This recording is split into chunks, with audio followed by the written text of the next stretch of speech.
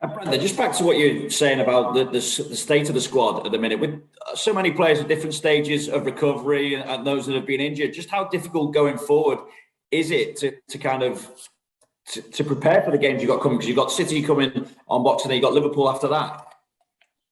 Yeah, it's. I think, listen, every coach and manager, this period's particularly busy anyway, of course, when you have a full strength squad to play Manchester City on Sunday, and then play Liverpool again on Tuesday. It's not good for the players. It's certainly their health and welfare of them. It's not ideal. So obviously, it has been said that we have to play on for another 2 weeks, and then we would take it from there. So if that's the case, we just look to be as competitive as we can. Like we were tonight, with changes and everything else, but we were competitive, and that's how we'll always try to approach it going forward. Is there a job to be done to lift the mood of the players as well, just given the way that they ended up losing tonight? There's always disappointment, but I said to him before the game, you're coming to Anfield, it's a great place to come and play, and whatever happens tonight, let's go and impose our way, and let's go and do our very best. And that's what I've always had for these players, since I've been in here, depending on what they've given me, and how they've been competitive against the best teams in the country. And we see that again tonight. We just didn't quite have enough to get over the line, but no, they're such an honest sort of players, and it's always disappointment, like I say, when you lose. But I'll get them going game for the weekend, and we'll look at it from there. I will finish with two positives. First of all, James Maddison, 5 in the last 7 now. Is he there back at his best, do you think, or where's he at now? Yeah, I think you see he's a real threat. And a goal to score at the top end, a goal of that quality, you'll always remember that. That's for sure. Brilliant strike. So yeah, he's starting to get back to the levels and producing, which is what he has to do. Create goals, score goals, work hard, and he's doing all of that. And when you've beaten City in 2 of the last 4 meetings between the two, what confidence does that give you? Well, they're playing well at the minute, so we'll just have to see where we're at in the next couple of days, and then we'll try to devise a plan with the players that's available, and let's see what we can do. Top man, all the best, mate. Thanks, Vinny. Thank you. Okay, Mark Scott, then please, for the LP. Hi, Brendan. Yeah, I was just going to say, picking up on what you said about them being in good form at the moment. How difficult is the task, not just because of the quality that they have, but the momentum that they've also got right now? Yeah, it's a bit of everything. It doesn't look there's too many players out. Ironically, they've had that sort of free week this week as well, so they haven't had that big game. So listen, they're a brilliant side. The technical players, world-class players, and they're used to winning. So, like you say, we've done okay against them. So it's going to be a big challenge for us, and we again need to play with the spirit that we did this evening, and see what we can do in the game. Can you take anything from last season's game at the Etihad? Obviously, it was a different state of affairs, given that there were no fans there, but it was a statement win. Yeah, I think you see from tonight, we can score goals, creative. It's we have to see what we have available for the weekend, and we'll try and come up with a plan that allows us to to get a result. Like you say, we went there last season, got a fantastic win, and like I say, we the challenge that you're playing against. They're going to dominate the ball. You've got to be good in transition, and you've got to obviously have the confidence to play. So that'll be our challenge for the weekend.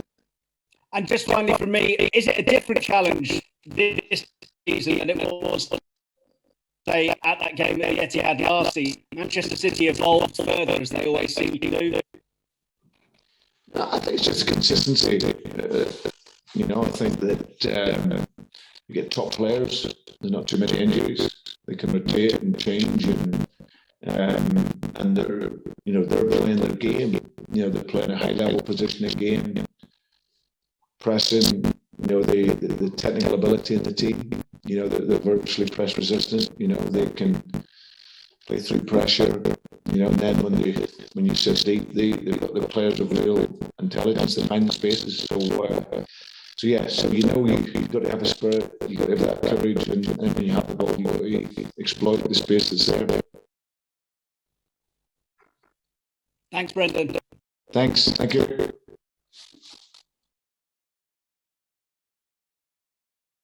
Okay. Yes. If there's no more, Sorry, Brendan, can I ask a couple more if that's all right, George? Yes. Yeah. We saw obviously you had Harvey out, Danny Ward, Johnny Evans. Were you expecting any of those back for Sunday? We don't think so. Definitely not Harvey. Ward, Johnny, question mark. And who's the other one? Timothy, yeah. But whether he's available or not, because he'll just be returning to trade. So we'll have to wait and see. And how long do you have the Africa Cup of Nations players for? How many more games will you have them in the squad? Well, I believe up until early January, I think it's until the 3rd. So they'll be around for that time. And last one, if you wouldn't mind, we've seen reports over the last couple of days that your head of recruitment, Lee Conkerton, is perhaps leaving the club. Is that correct? And also, what are your feelings on it, if it is? Yeah, I think there's a possibility for Lee to go, and like I've always for any of my staff members, or if there's a possibility for them to improve the conditions in life and then go into a better position, then of course that's I'm supportive of that. He's a close friend of mine for a number of years. We've got a number of clubs together. This may be an opportunity for him that's it's a fantastic coach and a great club. So we'll just have to wait and see how that goes over the next few days. But that's definitely in the pipeline. Okay, I think one from Simon Stone, and then I think Dominic King wanted to jump back on one, but Simon, if you want to go ahead. Sorry, Brendan. Sorry, Simon. Going back over the issue over squad, how difficult is it to play against a team like Man City when you've had an extra game, you're the one with the injuries? How easy is it to get your team to play with courage and have confidence going somewhere like that? That's your job. We won't feel sorry for ourselves, no matter what players are available or not available. You want to be competitive. It's a huge challenge to play the team at the top of the division and from the red bar. It's a challenge we're going to face and very, very for it.